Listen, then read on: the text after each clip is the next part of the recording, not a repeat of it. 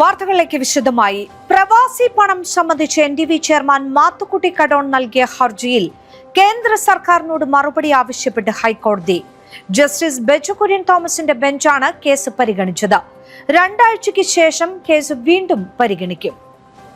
1983 മുതൽ 2003 വരെ emigration clearance ആവശ്യമുള്ള പ്രവാസികളിൽ നിന്ന് കേന്ദ്ര സർക്കാർ ഈടാക്കിയ തുക തിരികെ നൽകണമെന്നാവശ്യപ്പെട്ടാണ് NTV ചെയർമാൻ മാത്തുക്കുട്ടി കടോൺ ഹൈക്കോടതിയെ സമീപിച്ചത്.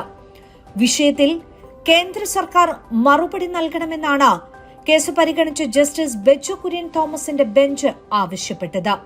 ഈ കേസിൽ കൂടുതലായിട്ട് എന്തെങ്കിലും വിവരങ്ങൾ സബ്മിറ്റ് ചെയ്യാനായിട്ടുണ്ടെങ്കിൽ അത് ഫയൽ ചെയ്യാനായിട്ടുള്ള ലിബർട്ടി ഹർജിക്കാരനും അതേപോലെ ഈ കേസിൽ മറുപടി ഫയൽ ചെയ്യാനായിട്ടുള്ള നിർദ്ദേശമാണ് എതിർകക്ഷികൾക്ക്, പ്രത്യേകിച്ച് ഗവൺമെന്റ് ഓഫ് ഇന്ത്യക്ക് ബഹുമാനപ്പെട്ട കേരള ഹൈക്കോടതി നൽകിയിരിക്കുന്നത്.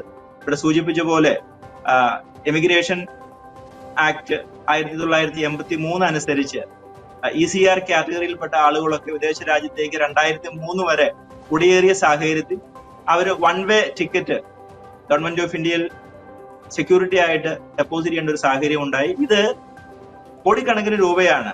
ഈ തുക പ്രവാസികളുടെ ഉന്നമനത്തിനായിട്ട് ഉപയോഗിക്കണം എന്നുള്ള ആവശ്യവും അതുപോലെ എത്ര തുകയാണ് ഇത്തരത്തിൽ ഗവൺമെന്റ് ഓഫ് ഇന്ത്യയുടെ കൈവശമുള്ളത്, ഇതിലൊന്നും കൃത്യമായ കണക്ക് ഇപ്പോൾ നിലവിൽ ലഭ്യമല്ല.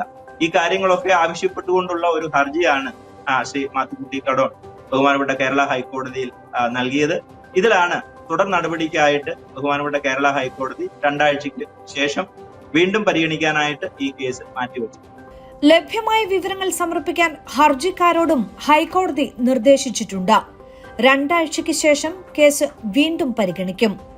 ECR കാറ്റഗറിയിലുള്ള ആളുകളിൽ നിന്ന് 20 വർഷം കൊണ്ട് കോടിക്കണക്കിന് രൂപയാണ് കേന്ദ്ര സർക്കാരിന്റെ കൈവശം എത്തിയിരിക്കുന്നത്.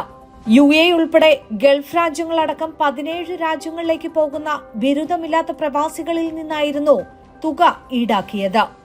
കൊച്ചി, തിരുവനന്തപുരം, ഡൽഹി, മുംബൈ, കൊൽക്കത്ത അടക്കമുള്ള അന്താരാഷ്ട്ര വിമാനത്താവളങ്ങളിലൂടെ ലക്ഷക്കണക്കിന് യാത്രക്കാരാണ് ഈ വിഭാഗത്തിൽ യാത്ര ചെയ്തത്. കേന്ദ്ര സർക്കാർ കണക്കുകൾ പ്രകാരം 2000-ൽ 2.43 ലക്ഷം ആളുകളും 2001-ൽ 2.79 ലക്ഷം പേരും 2002-ൽ 3.68 ലക്ഷം പേരും യാത്ര ചെയ്തിട്ടുണ്ട്. NTV Dubai.